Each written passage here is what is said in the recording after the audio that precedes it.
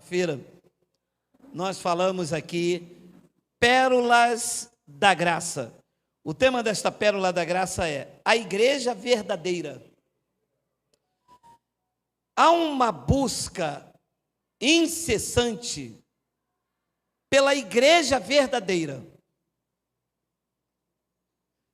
Todas as pessoas que são cristãs, e alguns dizem assim: eu estou procurando uma igreja para congregar. Talvez muitos dos senhores e que me assistem aí pelo YouTube já disseram isto. Ô irmão, e aí? Não, estou procurando uma igreja para congregar. Eu estou visitando. E fui visitar aquela igreja, mas ainda não é o que eu estou procurando.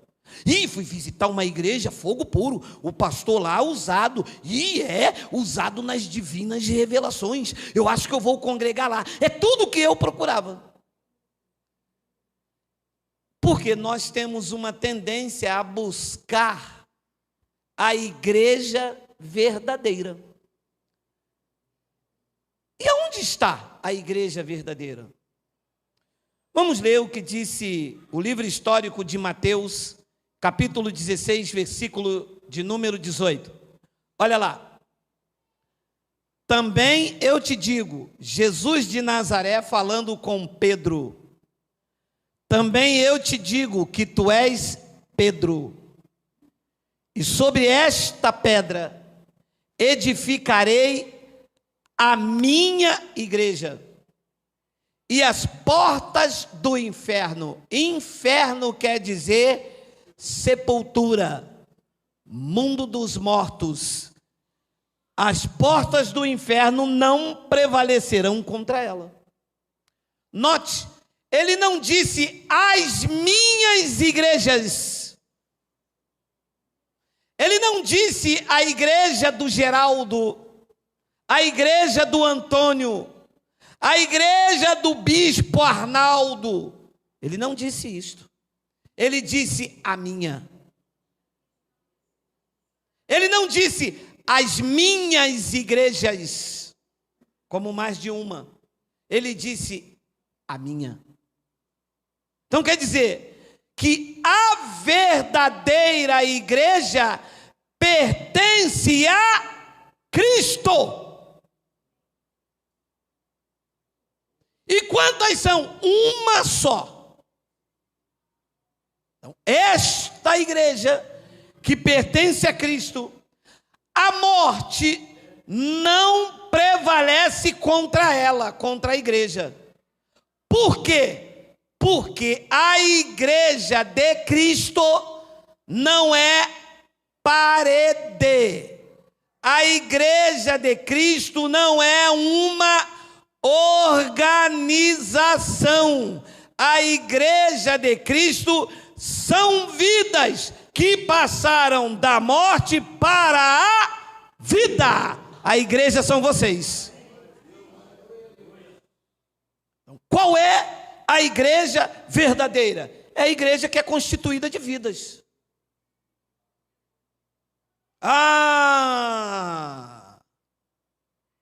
Então, aonde estiver vidas reunidas, submetidas a Cristo, ali estará a verdadeira igreja de Cristo.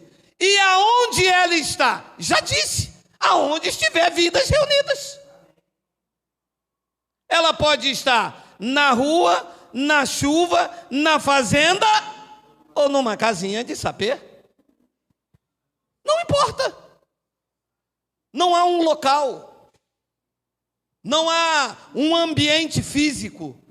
A igreja de Cristo não tem paredes.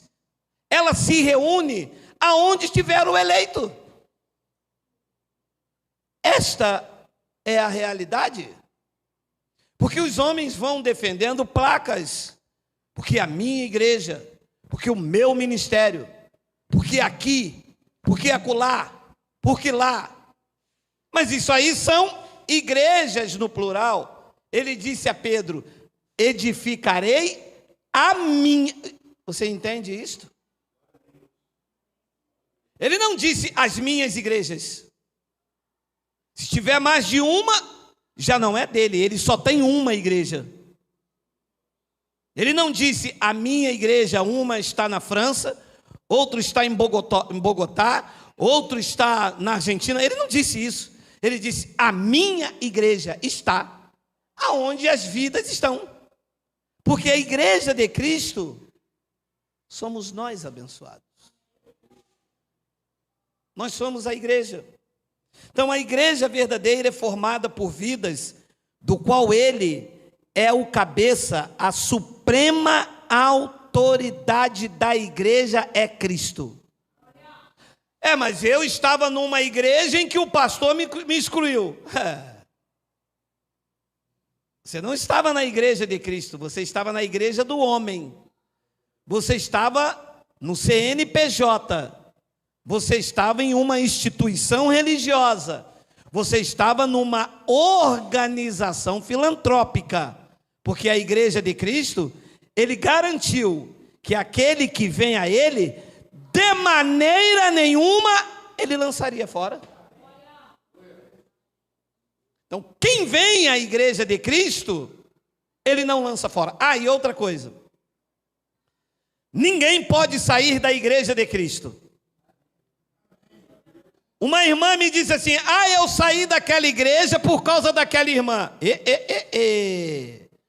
Você saiu de um encontro de vidas. Você saiu de uma reunião de pessoas. Porque talvez aquela irmã te feriu, você não foi madura o suficiente para suportar. Você saiu desta reunião. Da igreja, ninguém pode sair. Porque foi Cristo quem colocou as pessoas na igreja dele. Ninguém sai e só entra quem for membro da igreja dele. Então, é difícil para os pastores explicar isto, porque isto liberta. O senhor então está me dizendo que eu não sou obrigado a estar aqui esta noite? Claro que não. Você está aqui porque você entende que é pelo Espírito. Obrigado, nada acontece. Foi o profeta que disse, nem por força e nem por violência, mas tem que ser pelo meu Espírito. Olha o que Paulo disse em Efésios capítulo 5, versículo 26. Maridos, amai vossa mulher como também Cristo amou a igreja. Ele amou as paredes? Ele amou o templo? Ele amou as vidas. Agora leia comigo. Ele amou as igrejas? Ou ele amou porque só existe uma. Ele amou a igreja dele. Ele não diz assim, todas as igrejas que existem por aí eu amo. Não, porque todas as igrejas que existem por aí não é dele, são construções de homens. A igreja dele, ele comprou com o sangue dele. Ele regenerou, ele lavou, ele santificou pela palavra dele. Então, todas as vezes em que se refere à igreja, se refere no singular. Cristo amou a igreja e a si mesmo se entregou por ela. 26, eu acho lindo 26. Para que a santificasse. A igreja dele já está santificada. Tendo-a purificado, a igreja dele já está purificada, por meio de lavagem de água pelo batismo. Quer dizer que ele santificou, purificou, por meio de lavagem de água pela palavra. Então, a única igreja, a verdadeira igreja, foi santificada, purificada, por meio da lavagem de água pela palavra. Esta que é a verdadeira igreja. Não é isso que se vê aí fora, aonde o homem diz, você quer fazer parte desta igreja? Quero, pastor. Então você vai se batizar nas águas. E depois então você vai tomar a Santa Ceia. E você tem que dar o dízimo. Isto não é ser igreja. Isto é fazer parte de uma organização religiosa. com regras e doutrinas que funcionava até a lei de Moisés. Deixa eu abrir um parênteses. Na lei de Moisés não havia igreja. Havia sinagoga. Não era igreja de Cristo. Era sinagoga judaica. Igreja de Cristo é da cruz para cá. Quando ele purificou, santificou, para que a santificasse, tendo-a purificado por meio da lavagem de água pela palavra. 27, para apresentar a si mesmo igreja pecadora, igreja miserável. Igreja o quê? E como que se dizem o contrário? Como que se dizem que a igreja está toda em pecado? Como que dizem que a igreja vai para o inferno? Ali diz que a igreja dele é igreja gloriosa, sem mácula, nem ruga, nem coisa semelhante, porém santa e sem... Você faz parte desta igreja. Diga glória a Deus.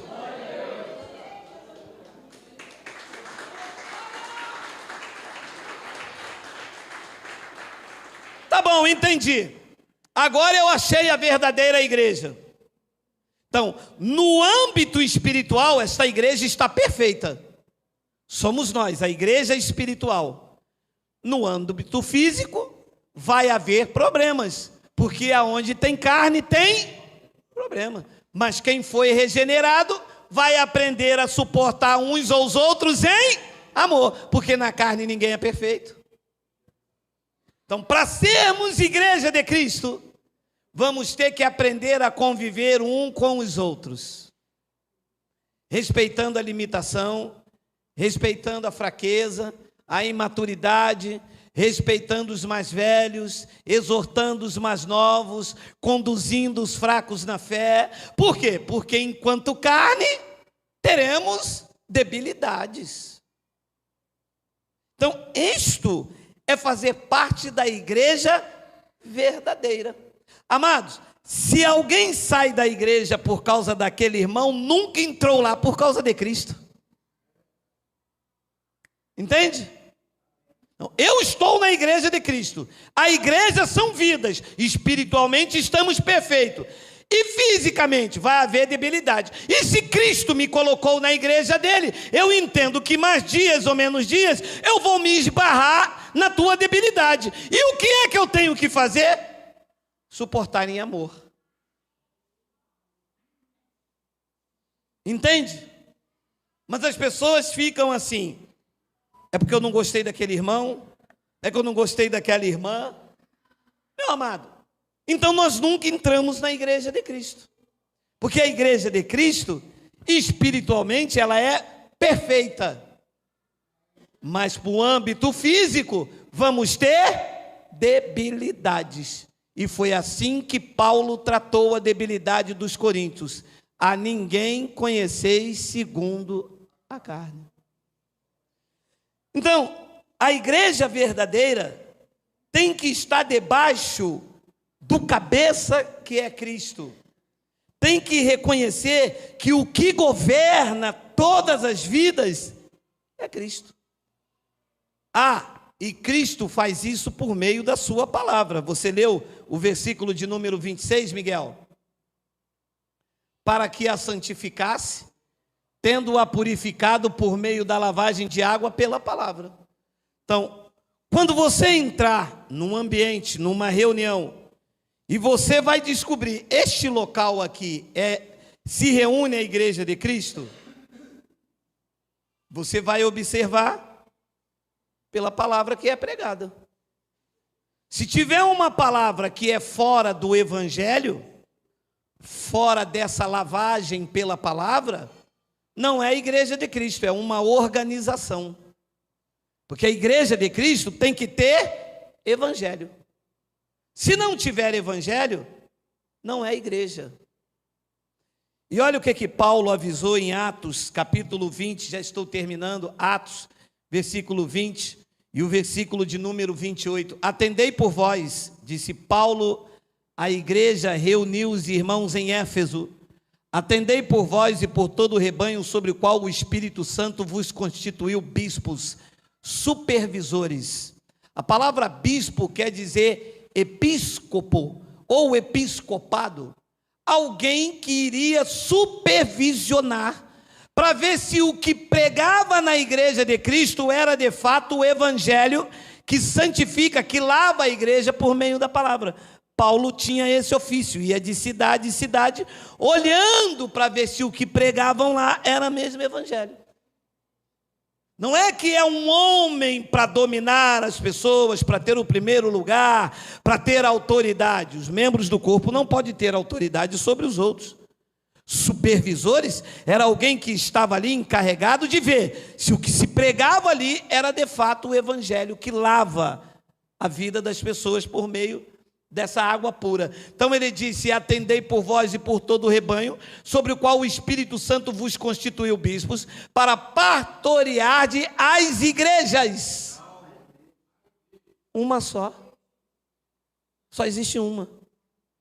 Ele não tem duas igrejas, uma daqui, outra na Inglaterra. Ele tem só uma, constituída de várias vidas. Pastorear a igreja de Deus, a qual ele comprou com o seu próprio sangue. Olha, versículo 29. Eu sei, disse Paulo como episcopo, depois da minha partida, entre vós penetrarão lobos vorazes que não pouparão o rebanho.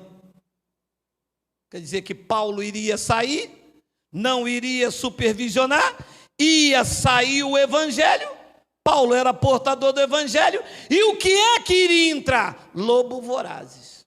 Com o quê? Com fita, com campanha, com dízimo, com isso, com aquilo, com dê o teu tudo, com venha para o altar. E se Paulo fica, ele iria mostrar que em todas as coisas vocês são mais do que vencedores, e a palavra vai lavando. Paulo iria dizer que da palma da mão do Pai ninguém vos arrebata, e a palavra vai lavando.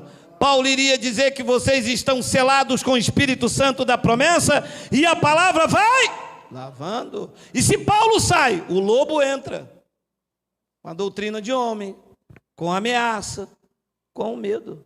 Paulo disse: depois que eu partir, depois que a graça de Deus não fizer mais a lavagem de água pura, o que vai entrar no meio de vocês são lobos vorazes. E como é que a gente ia identificar esses lobos no meio da igreja verdadeira? 30. E que dentre vós mesmo se levantarão homens falando coisas do evangelho. Nunca. Vão falar coisas pervertidas do meio de vocês mesmo.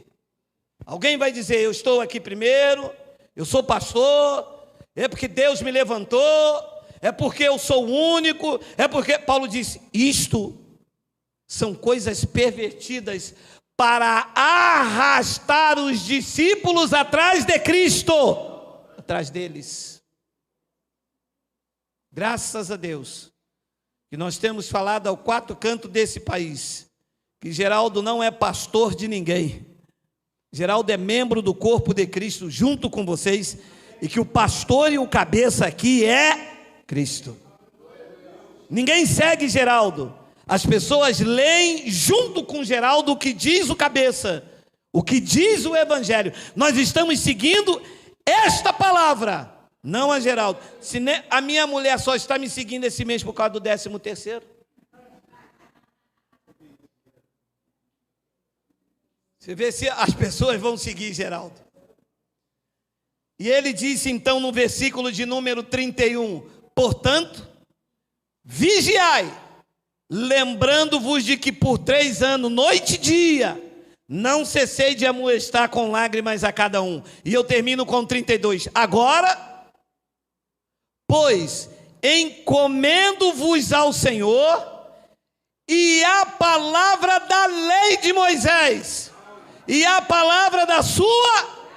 A igreja verdadeira tem uma palavra: o evangelho da graça de Deus. Então eu entro num lugar, deixa eu ver se esta é a igreja de Cristo.